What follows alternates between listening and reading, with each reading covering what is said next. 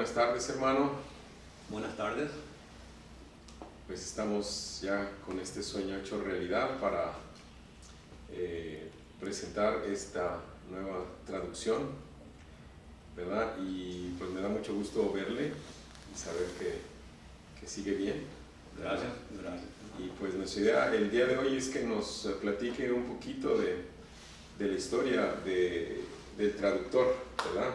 Bueno. Porque este libro llega a nuestras manos con un trabajo de muchos años, con toda una vida de esfuerzo, Así es. ¿verdad? De doctor Lemos Hernández, José Lemos Hernández, su padre.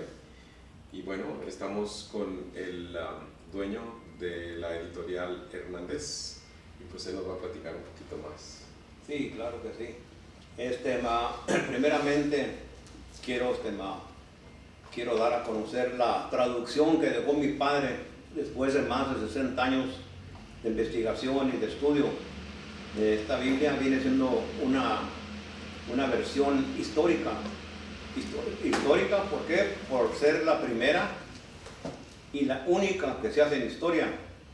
Entonces, no nomás eso, fue la primera que cambió el estilo del idioma y la puso en un idioma más moderno.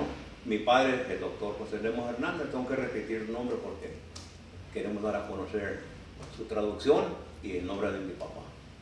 Bueno, entonces decidimos, ya que tenemos los medios electrónicos aquí para mandar esto por el video, mandarlo al satélite, mandarlo a las televisiones para que el pueblo la conozca, porque es muy importante esto. Les voy a hablar un poquito de la historia de mi papá.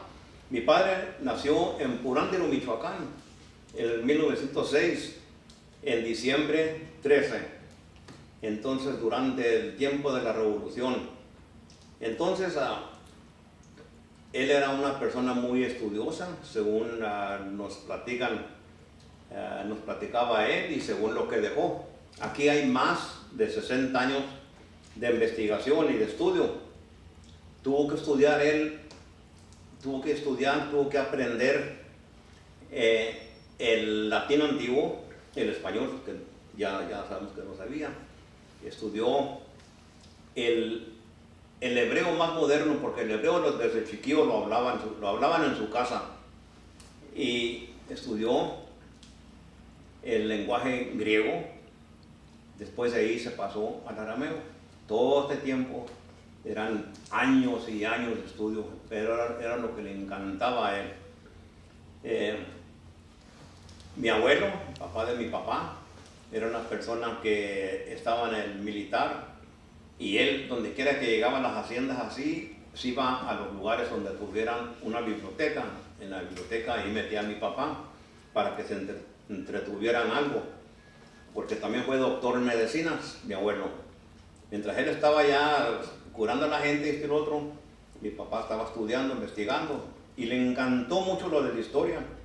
Más tarde me platicaba mi papá que le encantó mucho la historia de México y lo que había acontecido en ciertos años, por ejemplo, los tiempos de él, lo que tenía mucha inquietud de saber era de una que se conoce como la guadalupana, en inglés, no sé cómo se dice.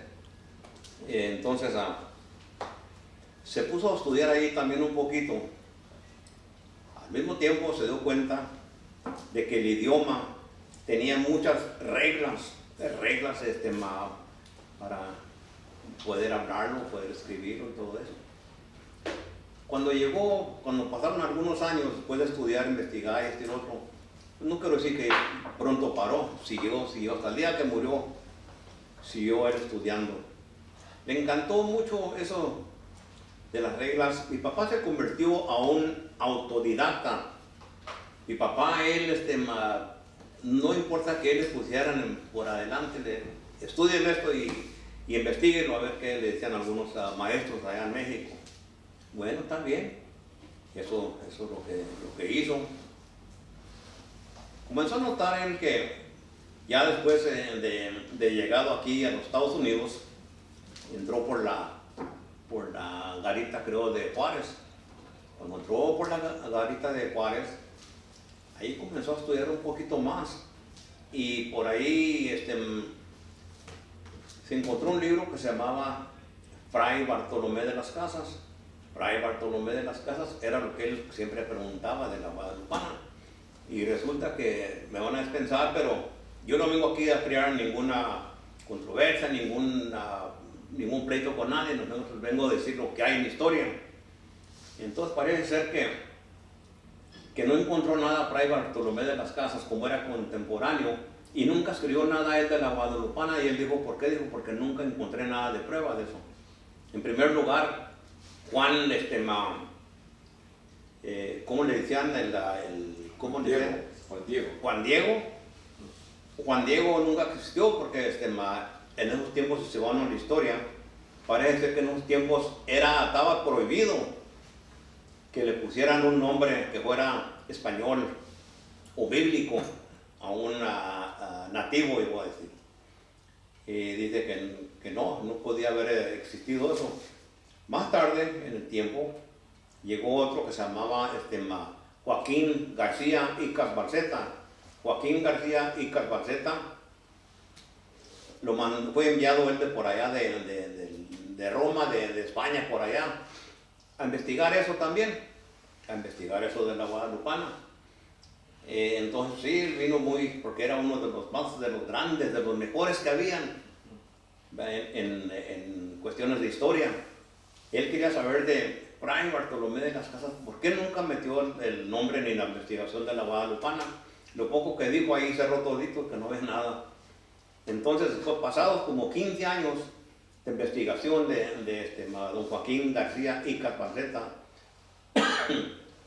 fue con la misma, regresó a su tierra y dijo él que no había encontrado nada. Entonces el resultado de eso fue que fue excomulgado porque no encontró nada de la Guadalupana. Lo echaron fuera y él ya siguió adelante, ya sacaron de la iglesia, tuvo que hacer otra cosa. Y así se le fue llevando mi papá. Entonces de ahí comenzó él agarrando. Se enamoró de una muchacha de por ahí, que era de Michoacán también, pero la encontró por acá en un lugar que se llama Chino, California. De allí, lo que hizo, no dejaban a que se arrimaran nadie allí con esa familia, la familia Martínez, que hablaran con las hijas de don Otimio. Y por ahí hubo uno que le dijo, ¿quieres hablar con esa muchacha? Te voy a dar la receta.